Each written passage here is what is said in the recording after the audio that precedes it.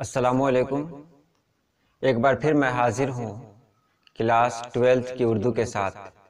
بہار board inter میں جن بچے اور بچیوں نے 100 نمبر کی اردو رکھی ہے ان کے لیے میں حاضر ہوں۔ آج ہمارا سبق ہے ہجرت، جس کے لکھنے والے ہیں احمد جمال پاشا۔ تو چلیے ویڈیو شروع کرتے ہیں۔ ہجرت، احمد جمال پاشا۔ سوال نمبر 1 جو مختصر ترین سوال ہے، ہجرت کا تعلق کس صنف ادب سے ہے؟ جواب ہے صنف انشائیہ سے ہے۔ بنجاروں کو اور کس نام سے جانا جاتا ہے؟ تو بنجاروں کو خانہ بدوش کے نام سے جانا جاتا ہے۔ ہر ملک ملک ماست سے کیا مراد ہے؟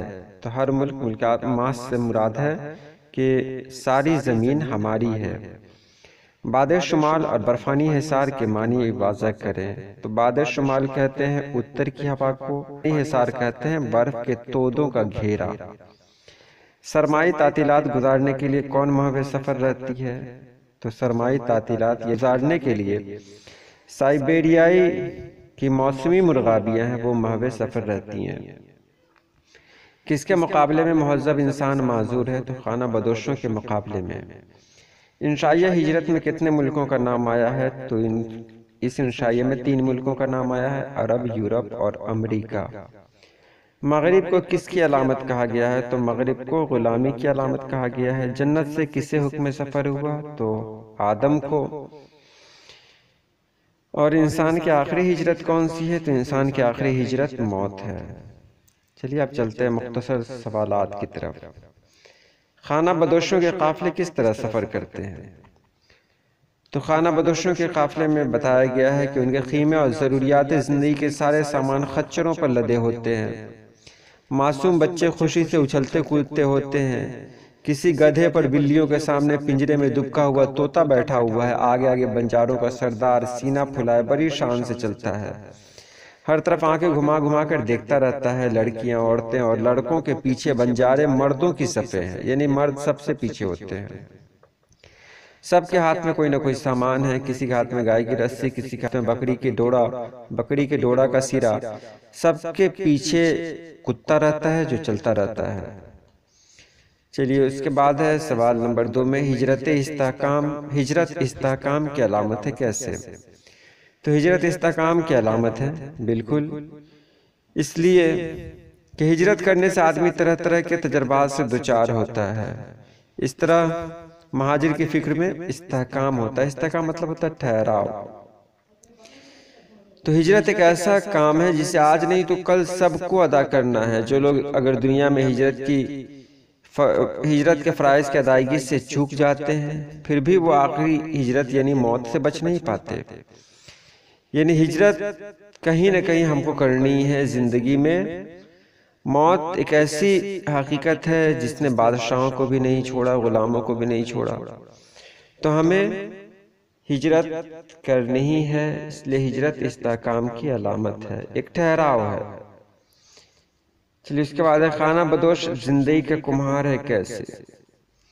تو خانہ بدوش زندگی کا کمہار ہے اس طرح کی جس طرح ایک لڑکا ریت کا گھر بناتا ہے، ریت سے گھر بناتا ہے، اور جب اس کا دل بھر جاتا ہے اس کھیل سے تو کیا کرتا ہے؟ اس گھر کو توڑ دیتا ہے۔ تو خانہ بدوش بھی بالکل اسی طرح کرتا ہے، وہ گھر بناتا ہے، گھر بنانے کے بعد جب تک اس کی روزی روٹی وہاں رہتی ہے وہ رہتا ہے، اور جب ختم ہو جاتی ہے تو وہ وہاں سے اپنا سامان سمیٹ کر آگے کی طرف بڑھ جاتا ہے۔ اگلا سوال ہے سائبیریا کی مرغابیاں موسم سرما میں ہجرت کیوں کرتی ہیں؟ تو اس کا جواب ہے کہ موسم سرما یعنی کہ جاڑے کے دنوں میں سائبیریا میں بہت زیادہ ٹھنڈی پڑنے لگتی ہے اور ٹھنڈی ہوائیں چلنے لگتی ہیں، جس سے وہاں برف جمنا شروع ہو جاتی ہے۔ تو یہ مرغابیاں جو ہوتی ہیں وہاں سے ٹھنڈی کی وجہ سے وہ اپنے ملک کو چھوڑ کر ہندوستان کی طرف چلی جاتی ہیں، اور راستے میں بہت ساری مرغابیاں مر بھی جاتی ہیں۔ جب موسم ٹھیک ہو جاتا ہے تو پھر وہ واپس اپنے وطن سائبیریا چلی جاتی ہیں۔ اس کے بعد ہے احمد جمال پاشا نے سائنسدانوں کو کس نظر سے دیکھا ہے؟ تو احمد جمال پاشا نے سائنسدانوں کو ناستک کے طور پر دیکھا ہے۔ سائنسدانوں کے ہاں مذہب کا کوئی تصور نہیں، کوئی خدا نہیں ہوتا۔ محمد جمال پاشا نے سائنسدانوں کو ایک ناستک کے روپ میں دیکھا ہے، ایک ایسے انسان کے روپ میں دیکھا ہے جو خدا پہ یقین نہیں کرتا ہو۔ وہ جو کچھ بھی کرتا ہے اس کو لگتا ہے کہ وہ صرف اپنی بدولت کر رہا ہے۔ طویل سوالات کی طرف چلتے ہیں۔ تہذیب یافتہ انسانی زندگی اور خانہ بدوشی کی زندگی کا فرق واضح کیجیے۔ تو تہذیب یافتہ یعنی ایسی زندگی جس میں تہذیب ہو، اور خانہ بدوشی یعنی جو خانہ بدوش ہوتے ہیں، بنجاروں کی جو زندگی ہوتی ہے اس میں کیا فرق ہے، یعنی ہماری زندگی اور بنجاروں کی زندگی میں کیا فرق ہے۔ تو اس کو دیکھیں کہ ہماری زندگی ایک جگہ ہوتی ہے، ایک تہذیب یافتہ انسان جو ہوتا ہے اس کا کہیں پہ گھر ہوتا ہے، کہیں پہ ٹھکانہ ہوتا ہے، اور اس کا مستقل آشیانہ ہوتا ہے۔ وہ کہیں بھی رہتا ہے، جاتا تو ہے ہر جگہ، لیکن پھر واپس اپنے گھر پہ چلاتا ہے۔ لیکن ایک خانہ بدوش یعنی بنجاروں کی زندگی جو ہوتی ہے وہ بالکل الگ ہوتی ہے۔ وہ کیا کرتا ہے کہ اپنے گھر کو اپنے کاندھے پر رکھ کے گھومتا رہتا ہے، جہاں اس کو دل کیا وہاں رک گیا، اور جہاں پر اس کا کام ختم ہو گیا پھر وہ آگے کی طرف بڑھ گیا۔ یعنی خانہ بدوش جو ہوتا ہے وہ جدوجہد کرتا رہتا ہے، زندگی کو اپنے گزارنے کے لیے یہاں سے وہاں گھومتا رہتا ہے۔ آگے کہا گیا کہ خانہ بدوش جو ہوتے ہیں وہ زندگی کا کمہار ہے۔ وہ اپنا گھر بناتا رہتا ہے، توڑتا رہتا ہے، اور وہ مہذب سماج سے بالکل الگ ہوتا ہے، اور اس طرح کٹ جاتا ہے مہذب سماج سے کہ خود وہ اپنا ایک سماج بنا لیتا ہے، اور یہ چھوٹا سا اس کا سماج ہوتا ہے، یہی اس کی دنیا ہوتی ہے، اور پھر وہ اپنی زندگی گزارتا رہتا ہے۔ اس کے بعد ہے دوسرا سوال ہے، ہجرت انسانی سرشت میں کیسے داخل ہے، انسانی فطرت میں کیسے داخل ہے۔ دیکھیے ہجرت ہم کو کرنی ہی ہے۔ سب سے پہلے ہجرت ہماری وہ تھی جب ہم دنیا میں آئے تھے، تو ہجرت ہماری فطرت بھی ہے اور ہماری مجبوری بھی ہے۔ دنیا میں جو ہم رہ رہے ہیں اس کو ہجرت استحکام کہتے ہیں، اور اس ہجرت استحکام کے اندر بھی بہت ساری ہجرتیں ہیں۔ جیسے ہم کمانے کے لیے ملک سے باہر جاتے ہیں، شہروں سے دور جاتے ہیں، پڑھنے کے لیے اپنے شہر کو چھوڑ دیتے ہیں، اپنے علاقے کو چھوڑ دیتے ہیں، تو ہم کو ہجرت کرنی ہی ہے۔ اس لیے انسانی سرشت میں یعنی انسانی فطرت میں یہ داخل ہے کہ اس کو ایک جگہ سے دوسری جگہ جانا ہی ہے۔ کوئی ایسا آدمی نہیں ہوگا جس کی زندگی ایک جگہ بیٹھے بیٹھے گزر گئی۔ اور سب سے آخری ہجرت ہے موت۔ اگر مثال کے طور پر ہم نے دوسری ہجرت یعنی ہجرت استحکام نہ بھی کی، تو پہلی ہجرت اور آخری ہجرت تو ہماری زندگی میں ہے ہی۔ اس دنیا سے ہم کو اس دنیا میں جانا ہی ہے۔ اس لیے کہا جاتا ہے کہ انسان ہمیشہ ہجرت کرتا رہتا ہے۔ چلیے اس کے بعد اگلا سوال ہے، مغرب کی جانب ہجرت کرنے والوں کو آزاد پنچھی کو سونے کے پنجرے میں قید کر دینے کے مترادف کیوں کہا گیا ہے؟ یعنی کیوں کہا گیا ہے جو لوگ مغرب یعنی جو لوگ پچھم کی طرف جاتے ہیں ان کو کہا گیا ہے کہ وہ آزاد پنچھی ہوتے ہیں جن کو سونے کے پنجرے میں قید کر دیا جاتا ہے۔ تو یہاں یہ بتا دیں کہ انشائیہ نگار کہنا چاہتے ہیں اس میں کہ مغرب کی طرف کون کون سے ممالک ہے، پہلے اس کو جان جائے۔ مغرب کی طرف ہے یعنی پچھم کی طرف ہے عرب، امریکہ، دبئی، اور بھی اس طرح کے جہاں لوگ کمانے کے لیے جاتے ہیں۔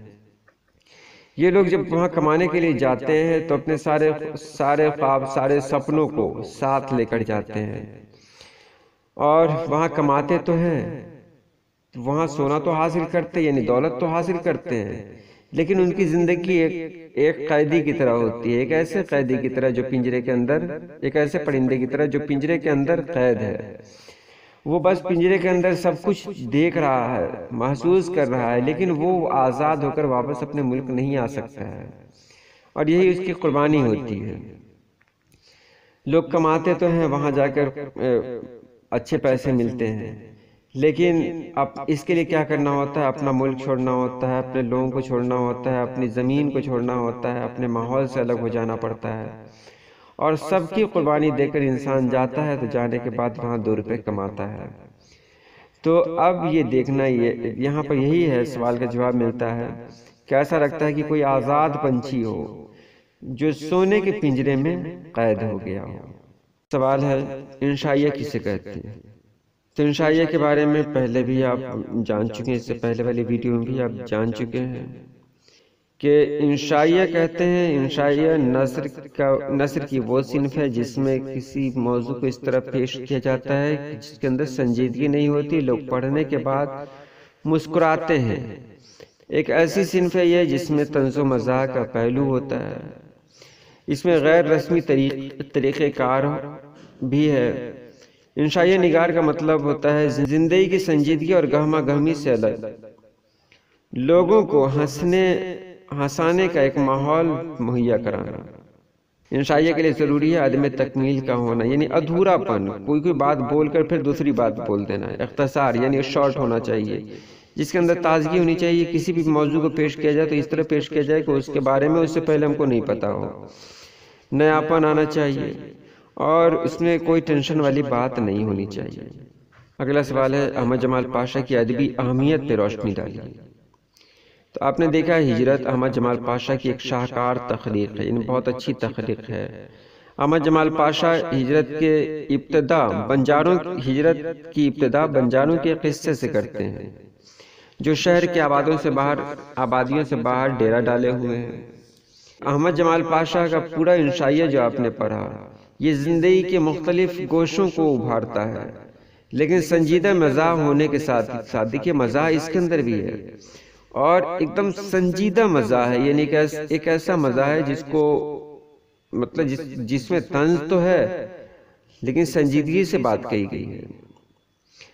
انشائیہ کے آخری پیراگراف میں انشائیہ نگار ہجرت کو ایک عالمی یکجہتی بنا کر پیش کرتے ہیں، یعنی انشائیہ نگار کہتے ہیں کہ ہجرت کرنا سبھی کو ہے، کوئی ایسا نہیں جس کو ہجرت نہیں کرنی ہے۔ تو ہماری زندگی میں جو ہجرتیں ہیں وہ ہماری پہچان ہیں، اس لیے کہا جا سکتا ہے احمد جمال پاشا نے جو یہ انشائیہ لکھا ہے ہجرت، یہ ایک سنجیدہ انشائیہ کے روپ میں جانا جاتا ہے۔ اور چلیے گرامر کے لیے الگ سے ویڈیو بنائی جائے گی، تو آج کے لیے اتنا ہی۔ اللہ حافظ۔